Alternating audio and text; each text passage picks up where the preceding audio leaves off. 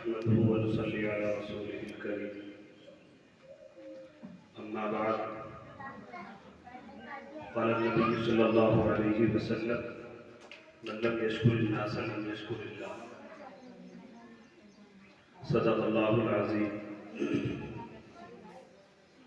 محترم بزرگوں اور دوستوں، جیسا کہ آپ حضرات کو معلوم ہے کہ آج 15 اگست کا دن ہے اور ہم یہاں صرف اس لیے جمع ہوئے ہیں تاکہ ہم اپنے ملک کی آزادی کے دن جو ہمارے اکابرین نے قربانیاں دی ان قربانیوں کو برقرار رکھنے کے لیے یہ مختصر سا ملک کی وفاداری کے حق میں ثبوت دیا جاتا ہے اور اسی کے لیے ہم ایک جھنڈا پھہراتے ہیں تاکہ اور مسلمانوں کو تو اس وقت میں نہیں پہلے سے اس کے اندر زیادہ سے زیادہ حصہ لینا چاہیے اور پورے جوش اور خروش کے ساتھ منانا چاہیے۔ کوئی آدمی اس سے اعتراض نہ کرے کہ اتنا بڑا فنکشن کیا گیا ہے۔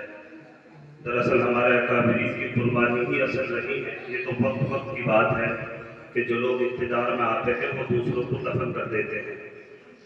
یہ آپ اچھی طریقے سے جانتے ہیں، چھوٹا آنے کے بعد بڑے کو دفن کرتا ہے اور بڑا آنے کے بعد چھوٹوں کو کھا جاتا ہے۔ ایسا ہی اسی وقت میں چل رہا ہے، لیکن ہماری ذمہ داری یہ ہے جب بھی کبھی موقع ملے تو ہم اپنے ساتھ میں محلے پڑوسیوں کو جہاں تک کوشش ہو چھوٹوں کو ساتھ لے کر کے آئیں اور پوری جوش اور خروش کے ساتھ اکابرین کی اور اپنے بڑوں کی قربانیوں کو محفوظ رکھنے کے لیے اس ثبوت میں ہم سب ساتھ دیں۔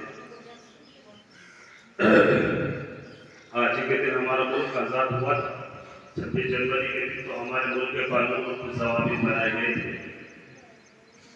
دراصل آزادی کا مطلب یہ نہیں ہے کہ اسی دن ہوا تھا، ملک آزاد تو پہلے ہی ہو چکا تھا، لیکن ایک دن مقرر کیا گیا تھا کہ اس دن ہم اپنے ملک کی آزادی بالکل صاف طور پر منائیں گے۔ آپ سب کو معلوم ہے کہ ہمارا ملک غلام تھا۔